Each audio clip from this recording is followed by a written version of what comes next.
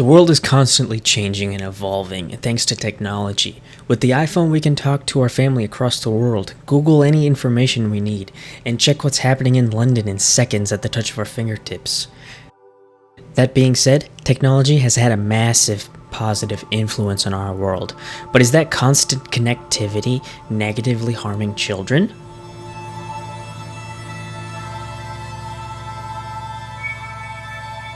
Video games have a far greater reach on the human mind than we think it does.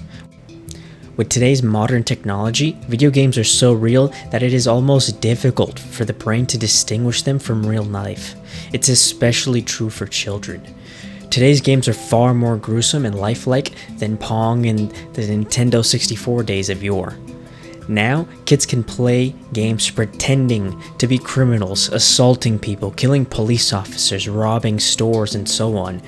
They are tough to avoid. If one family bans them, children can just go and play them at a friend's house. A 2012 experiment conducted by Salim et al. Tested how video games would affect the behavior of children. They experimented with 191 children between ages 9 and 14 and let them play games ranging from an E rating to violent.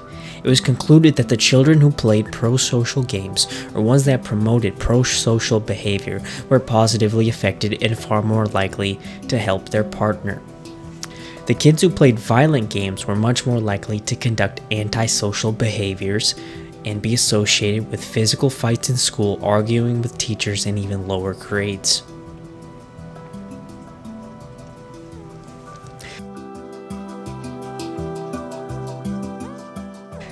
Some say technology is the best. It occupies our children by letting them watch TV, play games, and socialize, but we may need to rethink what this constant consumption is doing to them.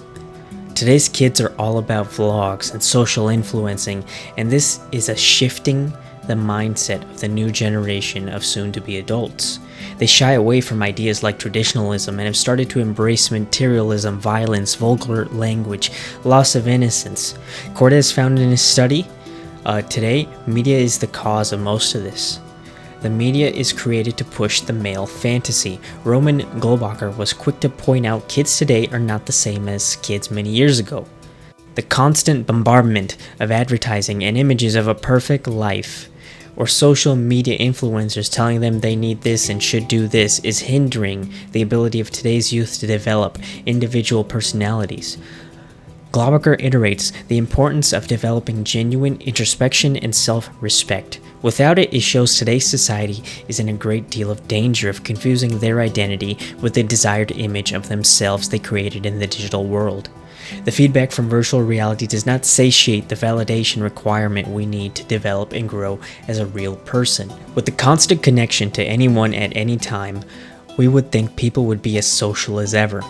That does not seem to be the case. Although the direct use of social media is not the cause of the decline in social skills, it can be the deciding factor, according to Roman Globacher. He states that it can help facilitate lifelong and meaningful relationships if it is used in a format that supplements real-life relations and not fester fully digital ones. He also talks about how online conversations hinder level 2 communication that's associated with facial expression, tone, body language, and other nonverbal cues.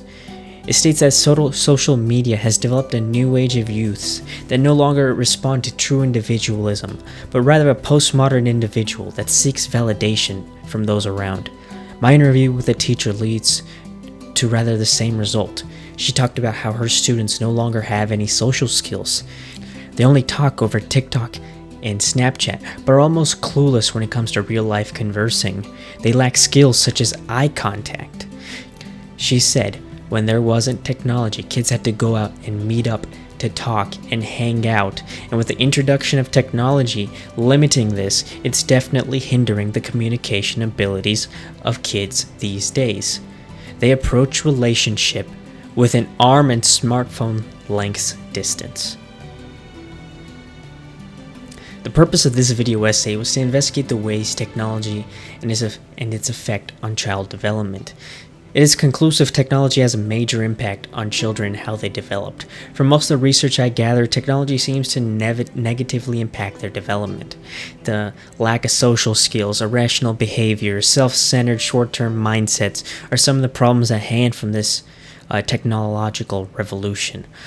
Although these issues are common, they're preventable to a degree. With controlled and supervised usage of technology, it can help slow or even negate these effects. Technology is a resource. It should be used as one. It should supplement one's life, not be their life.